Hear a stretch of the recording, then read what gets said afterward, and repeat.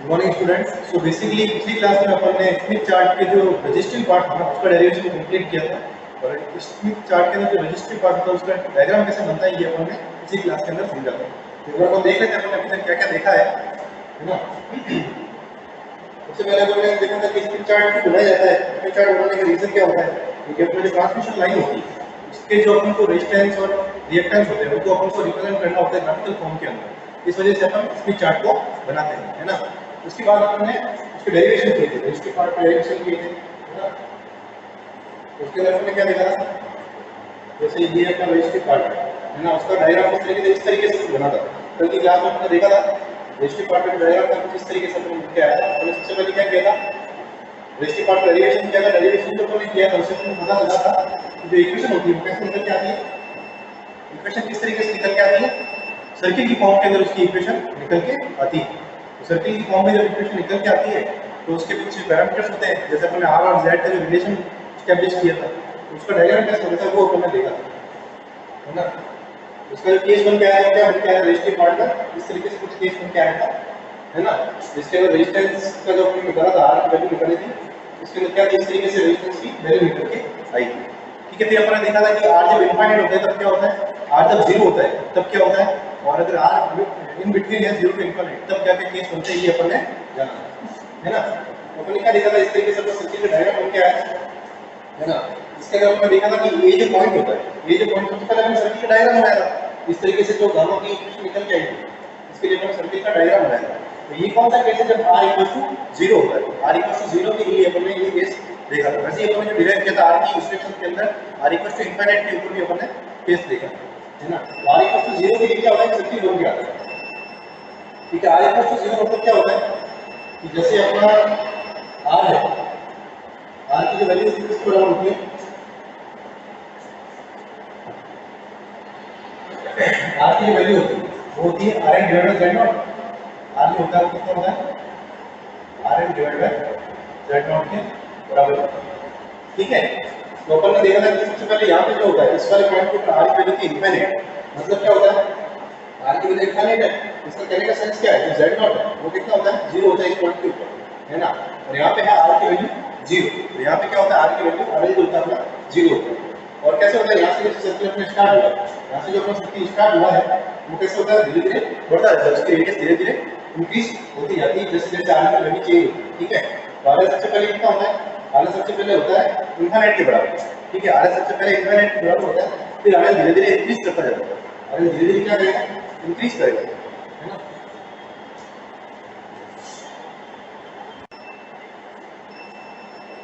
तो basically RL के अपने डिफरेंट वैल्यू से क्या देखा था कि जो RL जो होता है वो कैसे चेंज कर सकता है। जैसे सबसे पहले यहाँ पे जो R है, R इनफाइनाइट होता है, फिर R कैसे 0 की तरफ इंक्रीज होता है। ठीक है, सॉरी R 0 से लेके इनफाइनाइट से लेके 0 की तरफ जाता है, और जैसे जैसे R कम होता है, मतलब इनफाइनाइट से लेके 0 की तरफ जाता है, वैसे वैसे सर्किल की रेडियस क्या होती है, बढ़ती जाती है। मतलब जैसे जैसे R जो है वो कम हो रहा है वैसे वैसे अपने सर्किल की रेडियस कैसी हो रही है, बढ़ रही है। और R इक्वल टू क्या होता है, RL डिवाइडेड बाय Z। इसमें RL होता है अपना लोड रेजिस्टेंस, Z नॉट होता है कैरेक्टरिस्टिक इंपीडेंस। इसका डेरिवेशन हमने पहले कर चुके हैं, है ना। इस तरीके से हमने देखा था। इसमें हमने क्या चीज देखी थी कल, कि जैसे अपनी डिफरेंट केस होता है किस तरीके से होता है ना। जैसे अपन इसमें चार्ट की इक्वेशन देखी थी रजिस्ट्री पार्ट की, किस तरीके से निकल के आई थी, तो सर्किट की इक्वेशन वो क्या थी, जो रियल पार्ट है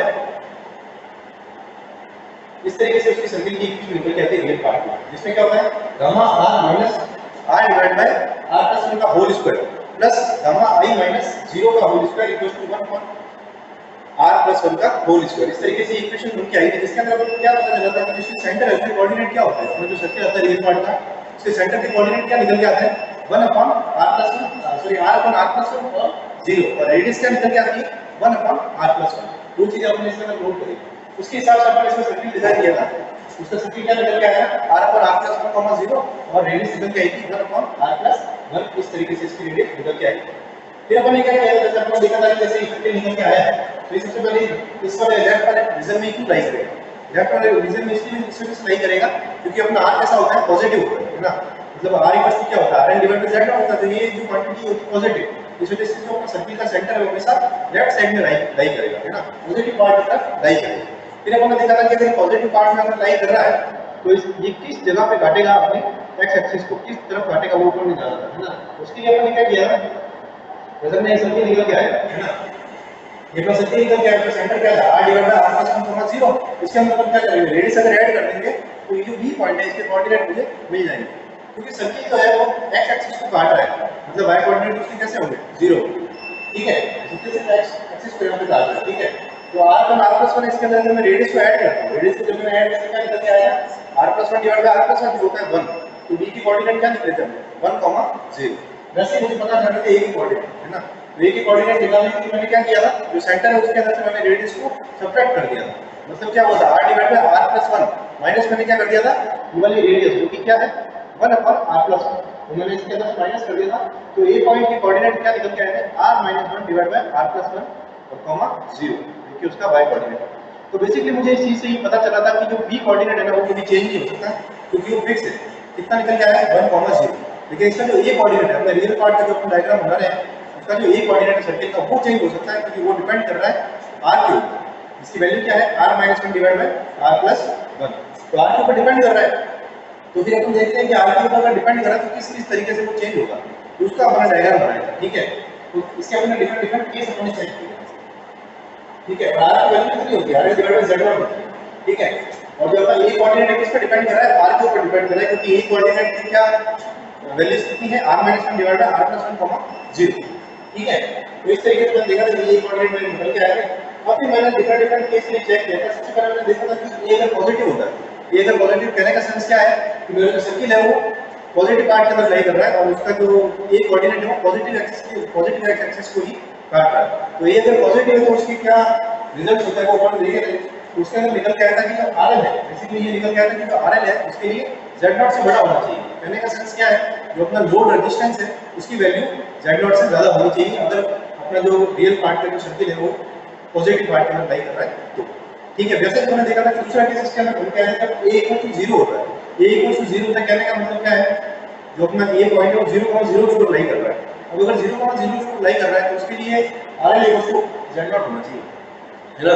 मतलब जो रियल पार्ट है रेजिस्टेंस का वो कैरेक्टरिस्टिक इंपीडेंस के बराबर होना चाहिए। ठीक है, तो ये सेकंड केस निकल के आया तो a यहां पे काट रहा है, सर्किल अपना 0,0 के ऊपर काट रहा है। तीसरा केस निकल के आया तो ये नेगेटिव होगा। ये नेगेटिव होगा, कहने का सेंस क्या है कि अपना जो सर्किल है वो b पर तो जा रहा है लेकिन काटते हुए किस तरफ आ रहा है, a की तरफ आ रहा है। ठीक है, तो उस केस के अंदर क्या हो रहा था कि जो RL है उसकी वैल्यू कितनी होती है, Z0 से कम होगी। ठीक है, तो ये तीन डिफरेंट अपन है ये देखे इसके बीच के अंदर, मतलब जब a पॉजिटिव है, a 0 है और a नेगेटिव है। इसके अलावा जो केस और बनता है जिसके अंदर क्या होता है कि जब सर्किल है वो अपना एक पॉइंट की तरह काम करता है और उसके b कोऑर्डिनेट को काटता है, ये अपन ने केस देखा था। और इसके अलावा लास्ट केस अपन ने क्या देखा था कि मैक्सिमम जो अपना सर्किल है उसकी रेडियस कितनी होती है वो भी अपन ने देखा है। ठीक है, तो वो निकालने के लिए अपन ने क्या किया था, जब r इक्वल टू 0 हो जाता है, मतलब r की वैल्यू जब 0 होती है, कहने का मतलब r की इक्वेशन ये निकल के आएगी 1 minus gamma r square minus 1 minus gamma r square minus gamma i whole square divide by 1 minus gamma r whole square plus gamma i whole square. ये इक्वेशन निकल के आएगी। अब अगर r को 0 करना है तो इसके ऊपर वाले पार्ट को मैं 0 कर दूं।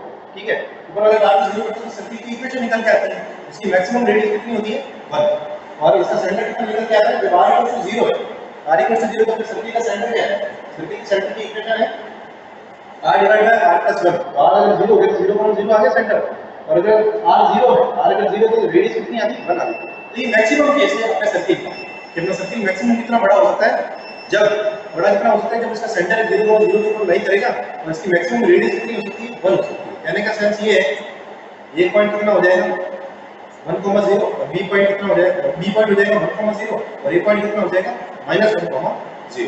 तो ये अपना सर्किल जो का जो रियल पार्ट है मैक्सिमम कितना हो सकता है, सर्किल की रेडियस 1 हो सकती है मैक्सिमम, और वो दो जगह काटेगा, जैसे a पे काटेगा -1,0 पे और b पे काटेगा 1,0 के ऊपर। तो ये अपन ने केस लिया था जब मैक्सिमम का सर्किल जाता है। वैसे मिनिमम के लिए अपन ने देखा, तो मिनिमम के लिए अपन ने क्या देखा था कि r की जो वैल्यू होती है वो कितनी नीचे इनफाइनाइट होती है ना। ये अपन ने सेकंड केस देखा था, r की वैल्यू इनफाइनाइट कहने का सेंस क्या है, ये जो नीचे वाला पार्ट है, नीचे वाले पार्ट को अपन ने 0 के बराबर कर दिया। ठीक है, नीचे वाले पार्ट को कैसा करेंगे, r की वैल्यू इनफाइनाइट करनी है तो नीचे वाले पार्ट को 0 करना पड़ेगा। उसको 0 करके अपन ने देखा था, तो अपने कोऑर्डिनेट क्या निकल गया था, r की वैल्यू इनफाइनाइट कर देंगे, सेंटर कितना हो जाएगा, r की वैल्यू इनफाइनाइट करते हैं अपना जो अपन ने केस देखा था उसके अंदर क्या देखा कि रेडियस जो है वो 0 निकल के आती है, r इनफाइनाइट होती है। और यहाँ पे अपन देखेंगे सेंटर कितना निकल के आता है, यहाँ से अगर r ऊपर नीचे काट लेते हैं तो 1,0 निकल के आता है, मतलब क्या था कि पॉइंट निकल के आता है, ये हमने देखा था। और वो पॉइंट कहाँ लाई करता है, बी के ऊपर लाई करता है 1,0 के ऊपर, जिसकी रेडियस 0 है ना। तो इस तरीके से ये अपने चेंजेस देखे थे कि आर की वैल्यू अगर इन्फाइनाइट से होते हुए बढ़ रही है, इन्फाइनाइट से कम हो रही है, जैसे इन्फाइनाइट से स्टार्ट हुई और 0 की तरफ जा रही है, तो अपने सर्किल के ऊपर क्या फर्क पड़ेगा, है ना। ये अपने पिछली क्लास के अंदर देखा था। तो सर्किल का क्या होता है, सर्किल की रेडियस बढ़ती जाती है और मैक्सिमम 1 तक जा सकती है, इस तरीके से, है ना। मैक्सिमम कितनी जा सकती है, 1 तक जा सकती है सर्किल की रेडियस, जो हमने यहाँ पे देखा, ठीक है। इस वाले केस में हमने देखा। तो इस तरीके से जो आ रहा है मैक्सिमम इन्फाइनाइट से स्टार्ट होता है और 0 की तरफ जाता है, और जिसके लिए सर्किल जो है जब आर कम हो रहा है तो सर्किल की रेडियस बढ़ रही है और मैक्सिमम 1 तक जा रही है। तो ये अपन ने रियल पार्ट का कंप्लीट एनालिसिस कर दिया है इसका, ना। रियल पार्ट का कंप्लीट एनालिसिस हो गया है। अब जो अपना ट्रांसमिशन लाइन होती है उसके अंदर रिएक्टिव पार्ट भी ऐड होता है, जिसका डेरिवेशन हम कर चुके हैं, है ना। तो अपने रियल पार्ट को अलग किया था, रिएक्टिव पार्ट को अलग किया था। रियल पार्ट का अपन डेरिवेशन देख लिया। अब देखते हैं रिएक्टिव पार्ट में क्या क्या चेंज होते हैं और उसका डायग्राम किस तरीके से बनता है, उसका जो स्मिथ चार्ट है वो किस तरीके से बनता है, वो अपन भी जानेंगे, ठीक है। यहाँ तक तो अपन कल पढ़ चुके हैं। अब आगे हम स्टार्ट करते हैं। एक स्टूडेंट आपको कह रहा था कि जैसे ही आपको टाइम मिलता था एक बार रिवीजन जरूर कर लीजिए करिए, और जो भी नई क्लास आती है उसके अंदर एक बार पिछले वाले नोट्स है ना वो रिवाइज करके फिर आया करें, ताकि है ना आपको जो आज मैं पढ़ाऊंगा ना वो आपको और इजी लगेगा, और ये सब क्या कोरिलेट है आपको, तो आपको समझने में बहुत आसान है ना। एक बार आप रिवीजन करके जरूर देख लीजिएगा। एक बार जब भी आप अगली क्लास अटेंड कर रहे हैं उससे पहले देख लीजिए कि आपने पिछली क्लास के अंदर क्या क्या पढ़ा है ना। तो वो सब एक्चुअली सब लिंक्ड है, आपको अच्छे से समझ में आएगा, है ना। जिसका भी हर क्लास में आपको नया नया जैसा ढूंढने मिलेगा, ठीक है। अब देखेंगे रिएक्टिव पार्ट के अंदर क्या होता है। बेसिक कुछ फॉर्मूले जो अपन डिराइव कर सकते हैं उसके अंदर क्या है, जैसे Z L जो अपना निकल के आया वो कितना निकल के आया था, RL प्लस JXL के बराबर निकल के आया है ना। और जो ZL कैप होता है निकालते हैं उसके अंदर ZL कैप जो होता है वो क्या होता है, जो अपना लोड इंपीडेंस है उसको अगर मैं कैरेक्टरिस्टिक इंपीडेंस से डिवाइड करता हूं तो अपना ZL कैप निकल के आता है, ठीक है। तो बेसिकली क्या है, ZL कैप को निकालना तो ZL को Z0 से डिवाइड कर देना, ठीक है। ZL को जब Z0 से डिवाइड करूंगा तो यहां पे अगर मैं इसको Z0 से डिवाइड करता हूं तो ZL कैप बन जाता है, ठीक है। वैसे अगर मैं यहाँ पे अगर R को अगर मैं डिवाइड करूंगा तो यहाँ पे क्या हो जाएगा, R डिवाइड बाय Z0 निकल के आएगा, ठीक है। इस पूरे को अगर मैं Z0 से डिवाइड करूंगा तो यहाँ पे R डिवाइड बाय Z0 हो जाएगा, ठीक है। और वैसे अगर मैं इसको Z0 से डिवाइड करूंगा तो ये कितना हो जाएगा, XL डिवाइड बाय Z0 हो जाएगा। तो मेरे कहने का सेंस ये है कि जो ZL है, ZL कैप अगर मैं निकालता हूं तो क्या निकल के आता है, ZL कैप निकल के आता है RL divide by Z0 plus JXL divide by Z0, ठीक है। तो ये ZL कैप की वैल्यू है। और ZL कैप होता क्या है, load impedance divide by characteristic impedance, ठीक है। अब मैं क्या कर रहा हूँ, वैसे जैसे मैंने पिछले जो रजिस्ट्री पार्ट के अंदर किया था वही प्रोसेस में इस बार भी फॉलो करूंगा। इस बार मैं क्या कर रहा हूँ, जो RL डिवाइड बाय Z0 है उसको मैं R डिवाइड कर रहा हूँ, जो कि पहले भी यही था, और X जो है वो इसको डिवाइड करता हूँ XL डिवाइड बाय Z0, ठीक है। ये जो हम पहले पढ़ चुके हैं, एक बार रिवीजन के लिए मैंने यहाँ पे फॉर्मूले लिखे हैं। इसके बाद अपन रिएक्टिव पार्ट की बात करेंगे। तो रिएक्टिव पार्ट का क्या होता है, रिएक्टिव पार्ट का हमने फॉर्मूला डिराइव किया तो निकल के आया था, x निकल के आया था 2 * gamma i divide by 1 minus gamma r whole square plus gamma i whole square. ये अपने रिएक्टिव पार्ट का फॉर्मूला अपने डिराइव किया था तो निकल के आएगा। अब इसका अपन कंप्लीट एनालिसिस करेंगे, ठीक है। तो क्या कर रहा हूं, सबसे पहले मैं इसका क्रॉस मल्टीप्लिकेशन कर रहा हूं, नीचे वाला जो पार्ट है उसको x से मैं मल्टीप्लाई करूंगा। तो यहाँ पे क्या हो जाएगा, x से मल्टीप्लाई होगा तो x वाला पार्ट से मल्टीप्लाई हुआ तो x * 1 minus gamma r whole square plus gamma का जो इससे मल्टीप्लाई करूंगा gamma * gamma i square * x हो जाएगा, ठीक है। और जो u वाला पार्ट तो वैसे कैसा रहेगा, 2 * गामा ही रहेगा, ठीक है। उसके बाद मैंने इसको ट्रांसफर करके इधर लेके आ गया। उससे क्या हो सकता है, पहले मैंने इसको खोल दो 1 माइनस गामा r जो है इसका होल स्क्वायर, इसको मैंने ओपन कर लिया तो ये बन के क्या आ जाएगा, ये a minus b whole square formula है, तो ये बन के क्या आ जाएगा 1 minus 2 gamma r plus gamma r whole square, ये चीज मिल जाती है।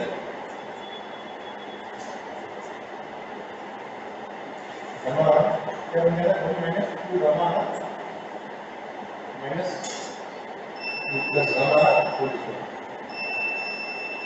इस तरीके से ये चीज बनती है, ठीक है। ये formula a minus b whole square, इसको मैंने ब्रेक कर दूंगा, इसको मैंने खोल दिया तो खोल दिया तो बाहर से मल्टीप्लाई करना कौन है, x इससे मल्टीप्लाई होगा ना, तो ये क्या बन जाएगा x से मल्टीप्लाई होगा, x से मल्टीप्लाई होगा, x से मल्टीप्लाई होगा, यहां पे जाएगा x minus 2x gamma r plus x * gamma r whole square. तो वही चीज मैंने यहां पे लिखी है, से जो इसको मैंने खोल दिया है और इसको x से मल्टीप्लाई कर दिया, मैंने जो होल स्क्वायर जो होता है फॉर्मूला वो मैंने यहाँ पे अप्लाई कर दिया, ठीक है, प्लस x इंटू गामा आई स्क्वायर, वो तो वैसा का वैसा है। इसके बाद जो ये वाला पार्ट मैंने इस तरफ ट्रांसफर कर दिया तो -2 गामा आई हो जाएगा, ठीक है। अब इतना करने के बाद मैंने क्या किया, इसको इसका जो अपन को किसी ना किसी इक्वेशन की तरह बनाना है, क्योंकि अपन इसका क्या ग्राफिकल रिप्रेजेंटेशन तैयार करना है, तो अपन वो भी चीज़ें तो फैमिलियर होनी चाहिए। ग्राफ के अंदर जो अपन को रिप्रेजेंट करना है उससे अपन फैमिलियर होना चाहिए। अपन किन किन चीज़ों से फैमिलियर है, 11 12 में अपन क्या क्या पढ़ रखा है, सर्किल की इक्वेशन अपन को पता है, स्ट्रेट लाइन की इक्वेशन अपन को पता है, पैराबोला की पता है, एलिप्स की पता है, हाइपरबोला की पता है। इन चीज़ों को अपन क्या करते हैं ग्राफ के अंदर रिप्रेजेंट कर सकते हैं, है ना। तो यहाँ पर अपन क्या करेंगे, इसको उनकी टर्म में लाने की कोशिश करेंगे। रजिस्टर जो पार्ट है उसके अंदर भी अपन ने यही चीज़ की, रजिस्टर पार्ट के अंदर भी अपन सर्किल के डायग्राम तक पहुंचे थे, फिर अपन ने सर्किल बना दिया, वैसे अपन यहाँ पर भी करेंगे। अभी तक अपन को समझ में नहीं आ रहा है इसका कि क्या बन रहा है, फिर मैंने क्या किया, यहाँ से x को कॉमन निकाल दिया, इस पूरी इक्वेशन है इससे मैंने x को कॉमन निकाल दिया, x को कॉमन निकालूंगा तो यहाँ तो कम हो गया, यहाँ पे x निकालूंगा तो यहाँ से x निकल जाएगा, ठीक है, ये x निकल गया, ये x निकल गया, ये x निकल गया, ये भी x निकल गया, लेकिन यहाँ पे कोई x नहीं, तो यहाँ से क्या हो जाएगा, x से डिवाइड हो जाएगा, ठीक है, यहाँ पे x से डिवाइड हो जाएगा और फिर x को मैं ट्रांसफर करता हूँ तो वो 0 की तरफ चला जाएगा, ठीक है।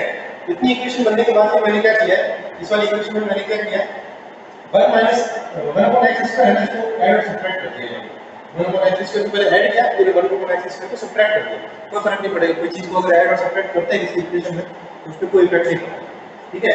तो 1/x स्क्वायर को ऐड कर दिया और 1 माइनस x स्क्वायर वापस कर दिया, ठीक है, ऐड करके इसको सब्ट्रैक्ट कर दिया। इसके बाद क्या हो रहा है, इसके बाद ये जो चीज है इसके ऊपर अपन अगर देखें तो ये क्या बन रही है, जैसे ये जो है 1 minus 2 gamma r plus gamma r square, तो वही है 1 माइनस गामा r स्क्वायर, तो वैसे ही हमने ब्रेक किया था, चाहे हम इसको वापस उसी फॉर्म के अंदर लिख ही सकते हैं, इसके अंदर कोई दिक्कत नहीं है,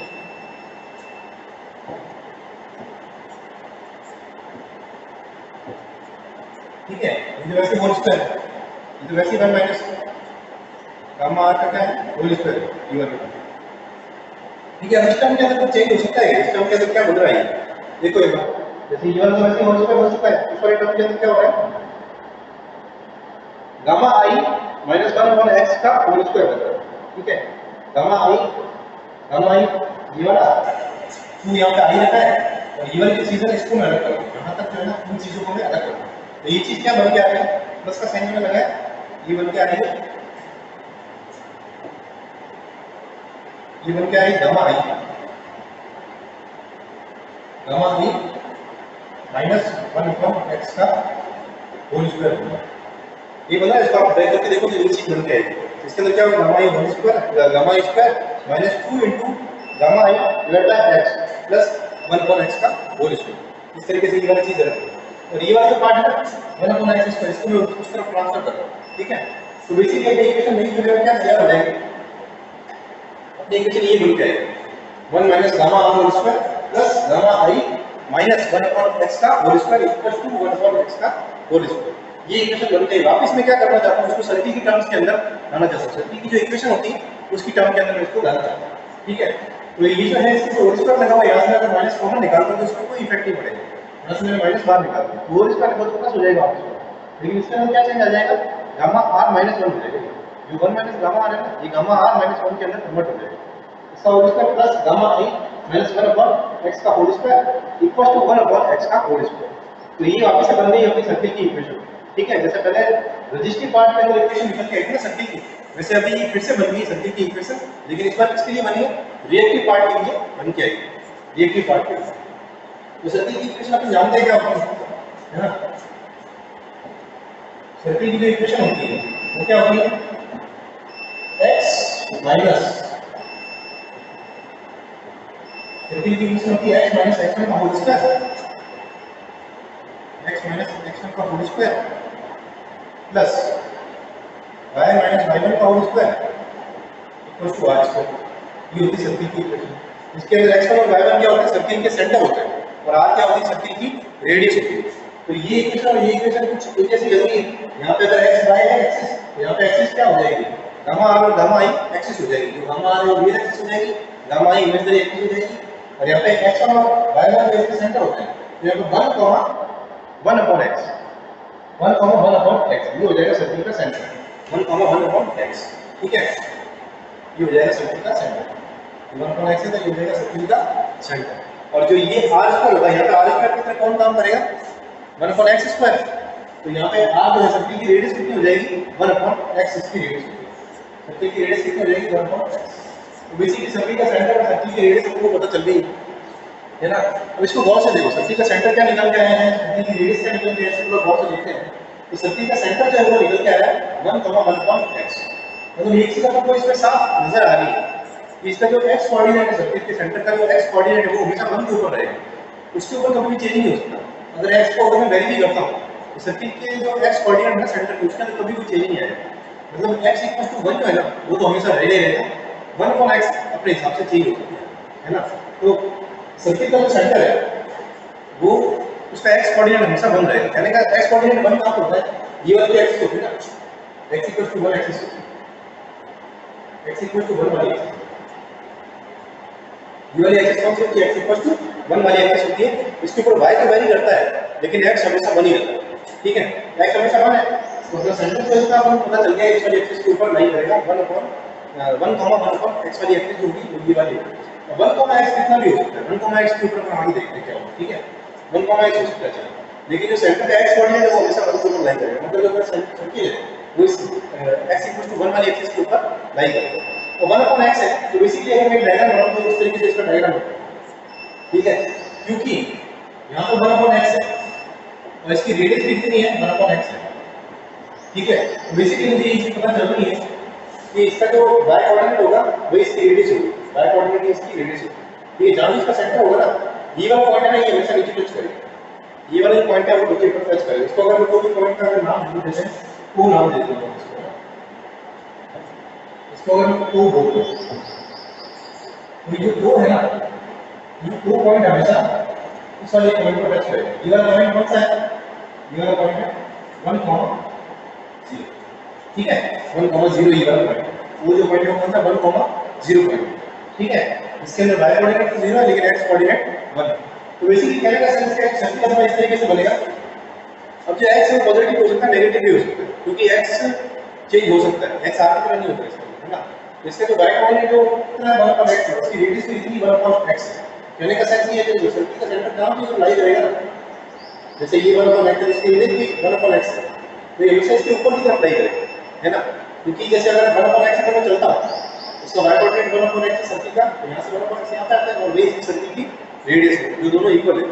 तो ये हमेशा जो सर्किल जो होगा ना, ये हमेशा क्या करेगा, वो वाले पॉइंट पे टच करेगा ही करेगा।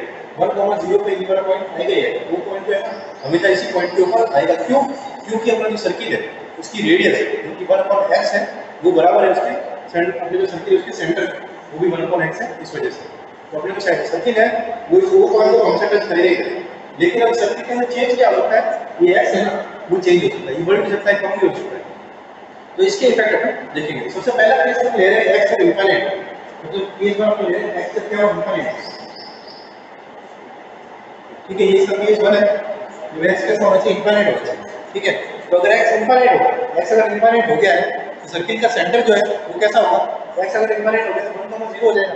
अगर किसी भी चीज को हम से इनफिनिट से डिवाइड करते हैं तो कितना हो जाता है 0 हो जाता है, ठीक है। तो 1,0 इसका सेंटर हो जाएगा, एक चीज को मुझे पता चल जाएगा सेंटर कितना हो जाएगा 1,0 हो जाएगा, ठीक है। और रेडियस कितनी हो जाएगी, अगर किसी चीज को इनफिनिट से डिवाइड करते हैं तो कितनी हो जाती है 0 हो जाती है, तो रेडियस कितनी हो जाएगी 0 हो जाएगी। तो कहने का मतलब क्या, रेडियस ऐसा कोई सर्किल होता है दुनिया में जिसकी रेडियस 0 हो, ऐसा कभी नहीं होता, ठीक है। ये क्या एक पॉइंट को डिनोट कर रहा है, ठीक है। अगर रेडियस 0 है और सेंटर इसका 1,0 है, ये क्या कर रहा है, पॉइंट को डिनोट कर रहा है।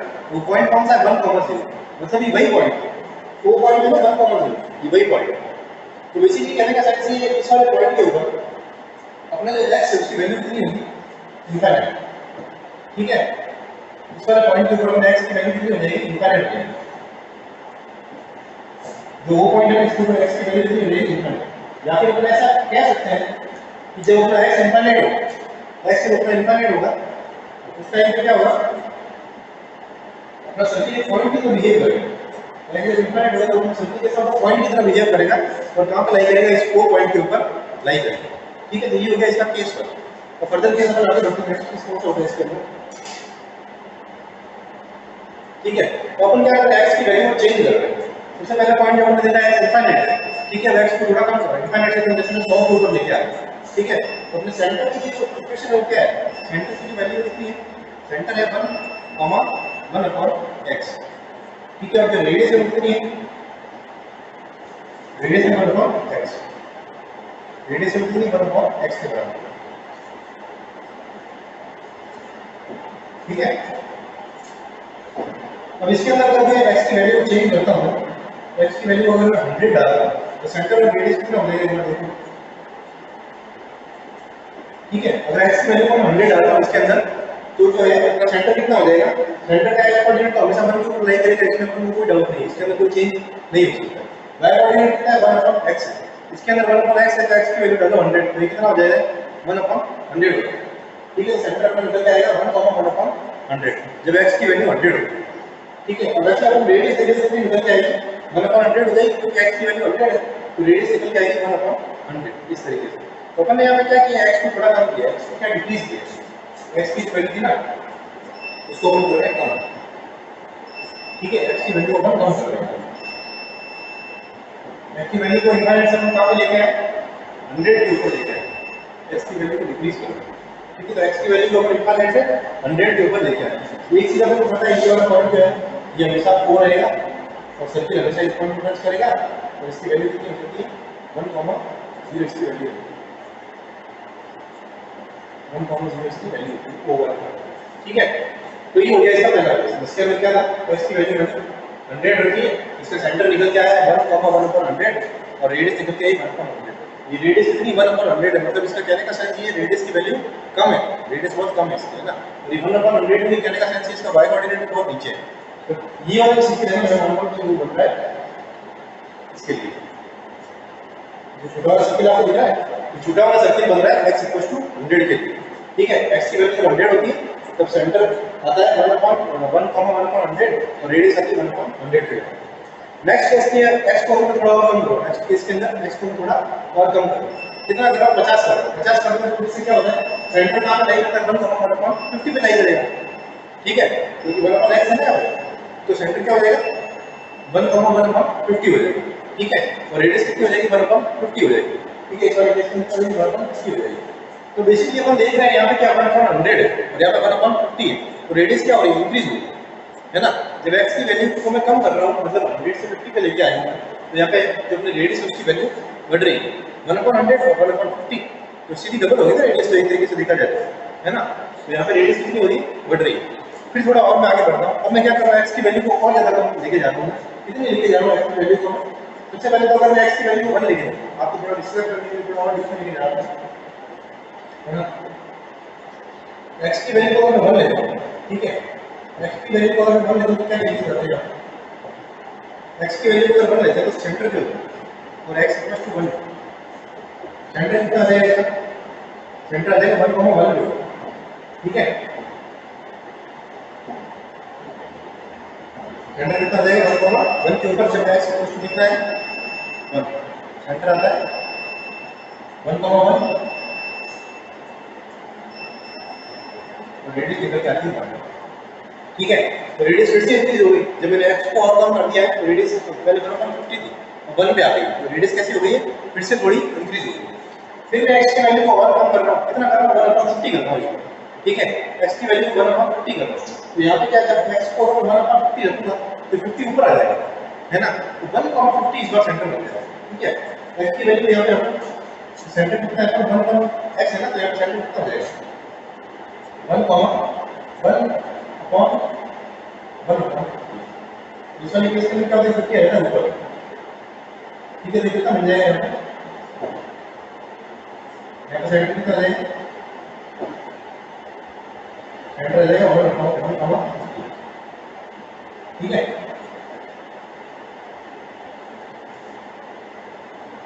सेंटर कितना निकल जाएगा मुझे बताइए तो 1,50 निकल जाएगा। वैसे रेडियस कितनी है, रेडियस की वैल्यू है,